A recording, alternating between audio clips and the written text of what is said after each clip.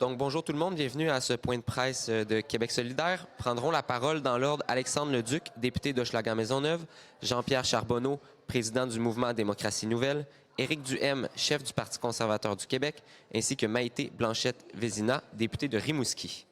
Bonjour tout le monde, je suis très heureux d'être ici aujourd'hui, très bien entouré de plusieurs collègues et amis et partenaires pour qu'on parle de la réforme du mode de scrutin. J'ai déposé un peu plus tôt aujourd'hui le projet de loi 199, loi établissant un nouveau mode de scrutin. Je ne vous relirai pas les notes explicatives, ça a pris quand même quelques minutes tantôt au Salon Rouge, mais le nouveau mode de scrutin, dans le fond, c'est un mode de scrutin mixte proportionnel compensatoire. C'est quelque chose qui a été travaillé de longue date. C'est une réforme qui est demandée par la société civile, qui est demandée par beaucoup de citoyens pour redonner confiance au système. Et je veux juste vous dire que je suis content qu'on puisse en parler aujourd'hui parce que ce n'est pas évident de placer ce sujet-là dans l'actualité, de placer la question de la réforme du mode de scrutin. Et le fait de redéposer le projet de loi aujourd'hui nous ouvrait cette fenêtre-là pour avoir de nouveau cette discussion-là ici. Et je laisse sans plus tarder la parole à mes collègues qui sont venus nous appuyer dans ce dépôt de projet de loi-là. Bien, merci beaucoup, Alexandre, Madame, Messieurs. Ce projet de loi, c'est dans le fond la suite du projet de loi qui avait été déposé aussi par Québec solidaire, en collaboration avec le Parti québécois à l'époque, pour faire en sorte que dans le débat public, à l'Assemblée nationale, dans l'agenda politique des Québécois et des Québécoises, la réforme du mode de scrutin soit là. C'est pas parce que le gouvernement actuel a renié son engagement en 2021 et a promis de rien faire en 2022, alors qu'il avait promis de tout faire en 2018, que ce dossier-là n'est pas fondamental. Et donc, le projet de loi avait été déposé et incidemment, le modèle qui est proposé par ce projet de loi-là, qui est dans le fond l'héritier du projet de loi 499 qui avait été déposé en 2023, c'est un modèle mixte compensatoire avec liste régionale qui a été le modèle proposé par le Parti québécois de René Lévesque en 1969, par le Parti libéral de Jean Charest et par la CAQ de François Legault. Donc, ce n'est pas un modèle dont on n'a jamais parlé. Ce n'est pas un modèle qui n'a pas été expérimenté dans le monde. C'est le modèle allemand adapté par les Écossais et aussi, d'une certaine façon, par les gens de la Nouvelle-Zélande. Alors, ce qu'on veut dire, c'est que ce projet de loi-là, pour nous, est fondamental dans la mesure où il maintient dans le débat public et à l'agenda de l'Assemblée cet enjeu-là, ce qui est fondamental. La deuxième chose, on voudrait remercier les partis de continuer à croire. On aurait aimé que le Parti québécois soit avec nous, mais on n'a pas discuté de raison, mais de deux choses l'une, il faut que vous sachiez que le Parti québécois m'a envoyé comme président du MDN et porte-parole de la coalition une lettre qui confirme leur maintien de leur engagement et la volonté, comme les autres, de faire en sorte que la prochaine élection soit la dernière avec le mode de scrutin actuel. Et d'autre part, cet engagement-là se perpétue dans le temps. Et finalement, il y a une chose qu'on a dite il y a quelque temps et qu'on redit aujourd'hui, on l'a dit lors de la journée de la démocratie, qu'on avait fait un point de presse avec tous les membres de la coalition, c'est-à-dire les grandes centrales syndicales, les organisations étudiantes, les groupes de femmes, les groupes de la communauté, les groupes communautaires. On avait demandé à ce moment-là que les partis s'engagent à ce que la prochaine élection soit la dernière. Et on répète cet engagement-là aujourd'hui. Les partis ont la possibilité, et ce matin, j'avais une certaine anxiété, je me disais comment certains partis vont voter pour la première lecture. Est-ce qu'ils vont refuser dès le départ de recevoir le projet de loi? Ça n'a pas été le cas. Ils ont tous voté en faveur. Et ce que j'aimerais dire aux députés de la CAQ en particulier, c'est que vous avez l'occasion, même si les sondages ne sont pas bons, et même si actuellement les projections vous donnent à peu près 0 siège, vous avez la possibilité de faire l'histoire et de faire en sorte que les prochaines élections soient les dernières avec ce mode de scrutin-là.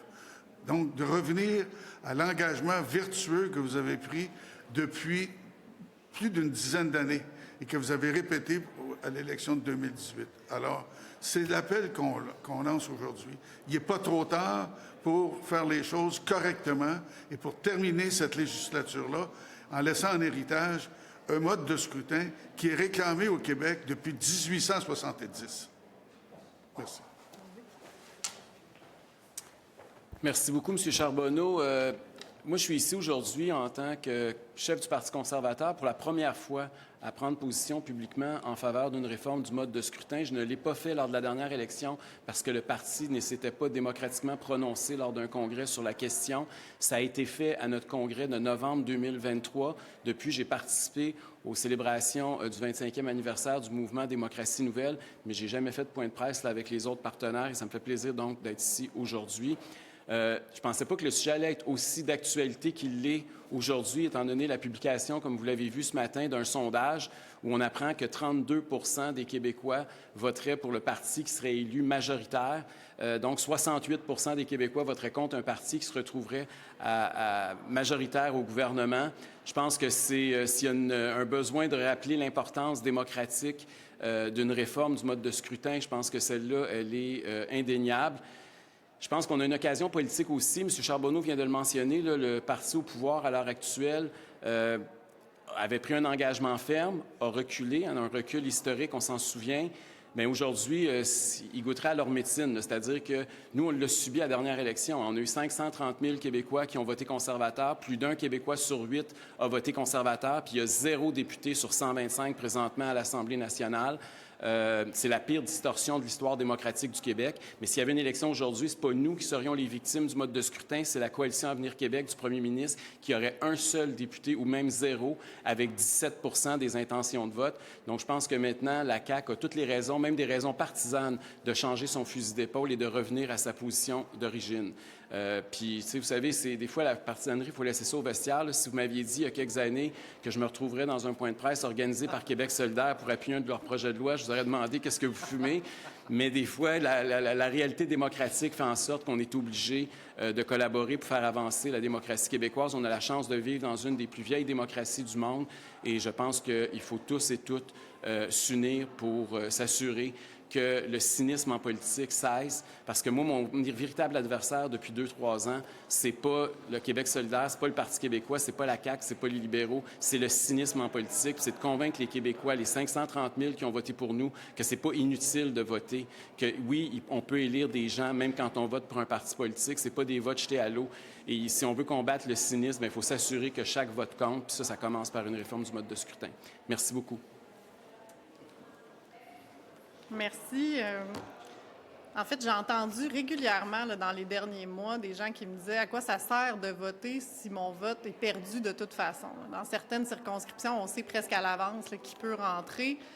Puis ça alimente le cynisme dont parlait M. Duhem. Ça fait des dizaines d'années qu'on parle de mieux représenter la volonté des citoyens, de s'assurer aussi de soutenir la confiance du public envers notre démocratie. Puis la réforme du mode de scrutin, bien, c'en est une façon, c'est la bonne façon de le faire pour que chaque vote de citoyen compte, qu'on n'ait pas l'impression d'avoir jeté son bulletin de vote lorsqu'on ne vote pas pour le parti qui est en avance, par exemple, ou qui va gagner. Ça a fonctionné dans d'autres juridictions. On parlait de la Nouvelle-Zélande, notamment. Ça a amené une culture aussi où les députés doivent travailler ensemble. Puis, bien, vous vous posez peut-être la question pourquoi une députée indépendante vient. Ce n'est pas nécessairement avantageux dans un système démocratique comme le nôtre d'être député indépendant. Mais moi, ça m'amène à, en ce moment, travailler avec des partis de manière transpartisane. Puis je pense que les Québécois ont aussi envie qu'on travaille comme ça, comme députés, de travailler ensemble au-delà de la partisanerie dans l'intérêt commun. C'est ce que peut amener cette réforme du mode de scrutin. Donc, c'est pour ça que moi aussi, je joins ma voix aux autres qui sont présents avec moi aujourd'hui pour envoyer le message à la Coalition Avenir Québec, aux députés, de dire bien, c'est une occasion à saisir pour reconnecter avec la population québécoise, reconnecter avec les citoyens et offrir et s'assurer